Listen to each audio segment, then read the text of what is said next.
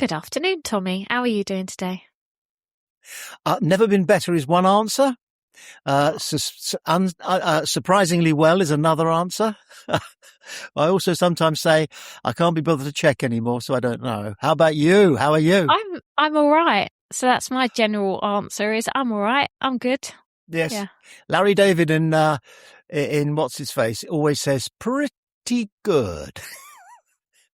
Which for one of the most successful writers ever and a multi-millionaire and superstar, I should think he should be pretty good, shouldn't he? Yeah. Another one is nothing to complain about. That's what a lot of people say. You mustn't grumble. Mustn't grumble. Wouldn't do any good if you did. What have you got for us today? So, I know this might be a bit of a random one. Bear with me. Wallpaper. I know that sounds strange, but I haven't seen a roll of wallpaper or wallpaper on anyone's walls that any of my friends, family, my own house has not 1 inch of wallpaper in it. And I'm thinking back to when I was growing up, maybe in the 80s. Obviously, you'll go back a bit further. There was no such thing as a nice, clean, white wall, where now all my walls are white, or magnolia, shall we say, really. And when I was growing up, the walls were covered in what we called feature walls. And I don't know if you remember that changing rooms program where they used to go into somebody's house, do a big makeover, and it'd be done in like an hour. There was always a feature wall, wasn't there, around the fireplace? I don't know, enormous flowers, geometric shapes, swirls, stripes, sometimes those patterns that made your eyes go a bit funny. And it was always a thing when I was growing up. Whenever I had my wallpaper done in my bedroom, if it was being like revamped or whatever, I remember my dad huffing and puffing about getting it right in a line. And then if you got it slightly, even an inch out, obviously it just looked hideous. And you would always walk into your friends' houses and you think, wow. And you kind of match the person's personality to their wallpaper, or I did anyway. So every room had its own personality. So the dining room might be a bit darker, and then the living room might be a bit more fancier and might match the curtains. But now I'm thinking to every single room in my house is all off-white or magnolia cream type thing, right? There is no personality whatsoever. And likewise with the carpets, but I know we've done carpets before. But I just wanted to kind of ask you, have you got any wallpaper in your house where you are currently sitting? Not past houses, but current. Zero. Does wallpaper even get made anymore? Are there factories sitting there with rolls of wallpaper that no one wants to buy? I don't know. I'd be very surprised if there aren't. But I'd also like to meet whoever is buying it and spending a fortune, probably because they have a fortune, to hire somebody else to put it up, or several people to put it up, because it is a specialist thing. Yeah. Have you ever hung wallpaper? No. I don't think so. I probably assisted or tried to help when I was growing up, when my dad was doing decorating, but probably wasn't. I was probably a hindrance more than a help, to be honest. Here's my wallpapering story.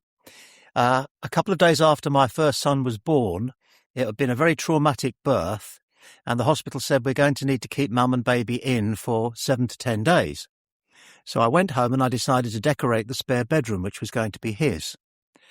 Yeah. And so I bought, at great expense, some beautiful laminated embossed wallpaper, which was alphabets. It was against a light blue background, and it was the letter A and C and D and everything like that. But the thing was, you had to match it up so that the two things joined like that and then meshed. And I didn't know you had to do that. So I thought, I'll get clever. I'll measure the wall, and then I'll pre-cut the wallpaper according to the height of each wall. And so I went through 150 quid's worth of wallpaper, only to discover that it nowhere near matched, and I had to chuck it all away. So wallpapering is a skill. And I know I helped a decorator decorate my history teacher's new house. I don't know how that came about. Yeah. But he said, well, you have to remember, when you're wallpapering, you wallpaper away from the light, because that way, if there's anything overlapping, you won't get a slight shadow. Oh. See? A lot of working people are very proud of their... Yeah. Yes. A science to it. I've got just one word for you then when it comes to wallpaper. No, 2 words. I just want to see what sort of a look it puts on your face. You ready? Yep. Laura Ashley. I was going to say that. That's on my notepad. That is on my notepad, Laura Ashley, because it's really expensive. Really expensive. When one of my first flats, so this was probably about 25 years ago, was already decorated. We moved in and there was a wall that was almost perfect, but there was just one line that wasn't great. It was like peeling off. So I contacted the person that we bought the flat from and said, I don't really want to do the whole room. Do you know where you bought the wallpaper from? Because then I might be able to just get one thing. And she said, Laura Ashley. And I was like, you're kidding me. Because that one roll of wallpaper was more expensive, and actually what we ended up doing was doing the whole room in the end, which was a lot cheaper getting it from B&Q than just doing one piece from Laura Ashley. I mean, it was beautiful, but it was like 200 quid for one roll or something like that. Absolutely. You've reminded me. Do you know what is one of the biggest mistakes people make in life is when they're wallpapering, deciding that they're going to take off the wallpaper that exists, and you get a scraper. And I think you can buy some proprietary preparation thing that you put in a bucket of water and you paint it on and leave it for half an hour. And then allegedly the wallpaper just comes away easily, like butter off a slice of off a cracker. No, it doesn't. You are there for the whole Saturday. You're giving this, and little bits are coming off, slivers are coming off. Yeah. And you inevitably end up going, look, why don't we just paper over it, right? If we do a straight line down from here, no one will know that there's another layer of 30-year-old wallpaper underneath it. But deciding to go for it, to do the job properly when you're wallpapering is just a recipe for such, well, I mean, aching arms and endless cups of tea and are we doing the right thing? Yeah, and half of it going in the bin when you get it wrong. That's the problem as well. And absolutely, I was thinking, I remember when I was growing up, my dad never used to take the old stuff off. So when I went from saying like a kid to a teenager and wanted probably to get rid of that alphabet type stuff and then move on to something a bit more what I would call trendy at that time, he never took the old stuff off. And I remember at one point when some of it was coming off, and it does when it gets damp or whatever, there was probably like 10 layers. So probably the people before us in the house did the same thing, got lazy. There are probably houses out there with 30 layers of wallpaper, which is actually quite interesting because you could probably see through the ages of different designs. Well, I was going to say, it's like the rings on the rings on a tree stump, isn't it? You can see we're going back to medieval times. Yeah. Oh, goodness gracious me. So no wallpaper. I've got no wallpaper. You've got no wallpaper. I'd be fascinated to hear if there's anyone listening or watching now that still has some wallpaper in their house. You won't have seen this because you are too young. I have seen it once, certainly for sure, maybe 3 or 4 times. I'm going back here to the 70s. And there was this type of wallpaper which was, it had lumps. It was solid. It had bits sticking out of it. It was not just textured. I mean, some of them were so big you could hang your coat on them. They were always painted cream, or as you put it, magnolia. And I didn't understand them. Because, of course, if you do keep wallpapering, the room gets smaller. Yeah, it sounds like some kind of game or something. Like if you can, like, you know, at the fun fair where you get these rooms that have things on the wall that you have to try and squeeze past. Yes, it was fashions that came and went. The other fashion was you'd buy this border that would go across the top of the wallpaper, but beneath, and that's because it was very different. Something. What was that called? Yes, it was. I can't remember.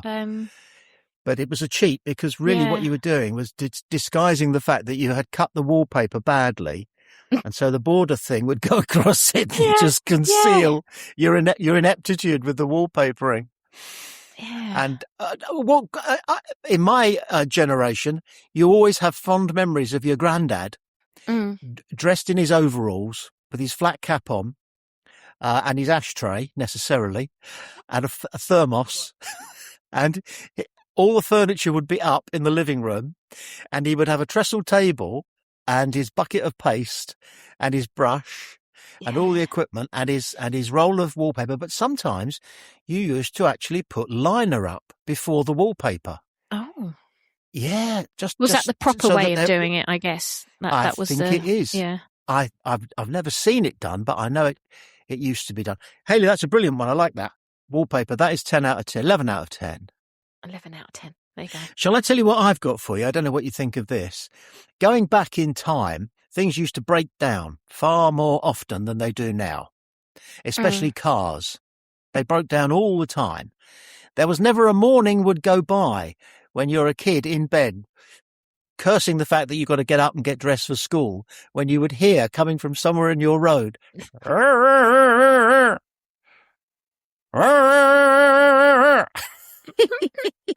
had a choke in my first car. That always used to break. Do you remember the choke thing that you had to pull out? Yeah.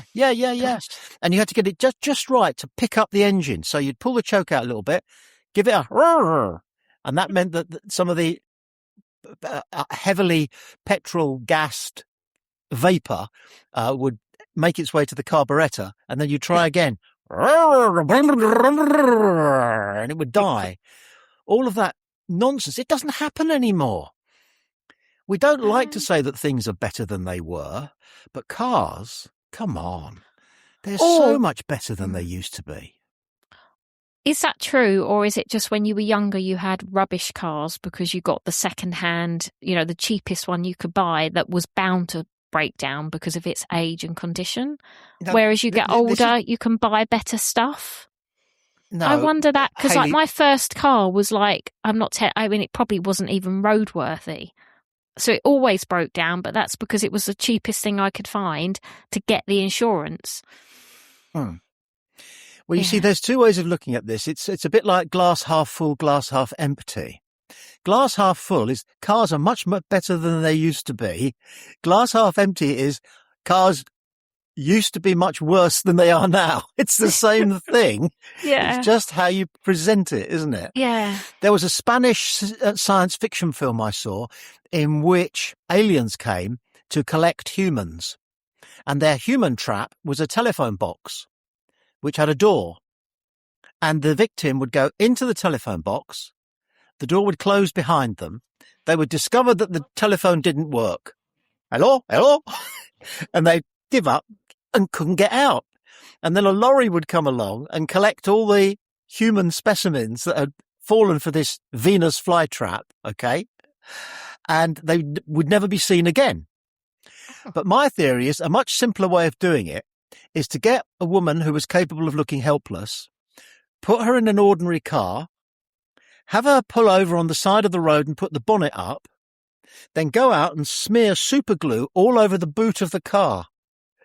Because the sight of a young woman with the bonnet up on their car makes all men go over and go, "You all right, love? Do you want a hand?" That is true. Yeah. Do you remember seeing that? Yeah. And then they would say, "Well, what is it?" She said, "Well, I can't get it to catch. It goes." They said, "Well," and then they'll go, "Have you tried bumping it?" And she'll go, "Well, what's that?" He said, "Well, you get in it, all right, and we'll give you a push. Have it in first gear, but keep the clutch in. And then when we get up some speed, one of us will shout, 'Now!' And then you let the clutch out, and she should pick up." Okay, by this time, you've got 8 guys with their hands on the boot of the car, right? For about 5 minutes, if you can eke it out. And all you do then is just drag them kicking and screaming to the compound where your UFO is, and off you go back to Alpha Centauri. Because cars used to break down. We used to do that. I've pushed cars. I used to enjoy it. It was my good deed for the day. But it was only possible because things used to break down much more often than they do now. Yeah, I'm just thinking actually, because I remember when I had like cassette players when I was growing up, I used to have to get a new one all the time because the mechanisms broke, the button used to get stuck in so you couldn't play it or pause it or stop. Tapes used to come out like that and you couldn't get them back in, and if you did they were twisted, so when it got to that point in the tape, the Beatles would go, "She loved you, yeah." And then, going back before then, if you're old enough to remember vinyl, that was dreadful because you'd inevitably have the arm with the needle in it go for a walk right across the record, and then you would have a scratch every whatever it was, 1.5 seconds. So it would be "She loved Yeah. I mean, that's just looking at it through the point of view of audio. Yeah. And radios, you couldn't get a decent signal. I know that, that's different or the now. aerial would fall off or get stuck, so you couldn't open it fully. Because I used to have an aerial that I guess like as soon as you knew the age of it was coming to an end, you'd go to pull it up and it would get stuck like halfway, and then you'd have to kind of hold your radio out the window to try and get some kind of a signal. Get Radio Luxembourg out of your bathroom window. Yeah. I did. I used to have to go into the bathroom and hold my transistor. Yeah, exactly. My first job, actually, my very first job, was as a helper. Saturdays I used to do in a repair shop, because you used to get repair shops. I know there's a program now called the Repair Shop, but there aren't repair shops in the high street. And this was a repair shop, and you could bring anything in, and the bloke would go, "Yeah, I think I might be able to sort that out for you." And out the back, there was all this stuff that he hadn't managed to mend, therefore couldn't charge, and therefore it just piled up. But I do think that things are just more durable nowadays than they used to be. Hinges never used to work. Clasps and clicks never used, things that go click to hold something, that they never used to work. And everything used to go wrong. Toasters and sometimes, because you didn't think you could afford a repair shop, your dad would try and mend it himself. No chance. You're going in the kitchen and there he is. 7:30 at night, Coronation Street started, and he's got his soldering iron out, and you go, no. My dad used to have one of those Black & Decker work things, like the big table things, Workmates, that's it. And I remember when that used to come out, that meant something was going on. Something was going on. And toys used to fall apart as well, disappointingly. Almost all your Christmas presents were done, but they were legless, literally, by February. And you were back to your original teddy bear with one eye. I was going to say, I used to have lots of teddy bears either with one eye or the kind of the filling coming out. Like you'd get a hole in it in the bottom or something, and then out the bottom all the fluff would come. So it'd be like a very skinny, floppy teddy sort bear. Of fiberglass, wasn't it? It was fiberglassy sort of stuff, dangerous looking. Yeah. Probably flammable as well, I'm guessing. Yes, but everything used to go wrong. I mean, nowadays we've got plastic drain pipes. They're cheap, they're easy, but above all, they don't rust. I mean, I can go back not that far when drain pipes were always filling up with rust and looking hideous, and would you've got to replace that. I'm sorry, you can't paint over that. I mean, I could try, but put some preparation on it to halt the spread of the rust. But in the end, you're going to need a whole new set of drains. That's how it was. Materials have improved. Plastics are now so impressive. You look at the plastic on your phone. It's so good. It's so durable. And it never used to be like that. Plastic used to be rubbish. Yeah. It would literally wilt in the sun. Yeah, I was just going to say that. I remember I had a few toys actually that if I left them in the garden too long in the summer, I'd go out there and it was like a puddle of melted plastic that melted. Yes. Yeah. Now, do I miss those days when things used to go wrong? There's something about them that I miss, because there's the excitement of turning on whatever it is and it works. Phew. I don't get that anymore. I've never met anybody whose microwave broke on them. No, I've nearly blown up a few microwaves, but not the one that's broken. We've all put something into the microwave that we shouldn't. It's these, sometimes you get these mugs with like gold rims around the top, but it's a really thin layer. And you would think that it's not a thick enough layer of gold, or fake gold paint, I suppose it is. You would think that's minute enough for the microwave to handle that. But trust me, don't do it, because I've done it more than once, accidentally, I must say, where you put it in to like heat up a cup of tea or something, because you do, and then there's like flames. Don't do it. That may be, and this is a good point to say, draw a line under this, is that the one thing that's left that does still break down and does still need to be repaired is us. Yeah. Hayley, it's been great. Enjoyed this one. Yes. Till next Talk time. soon.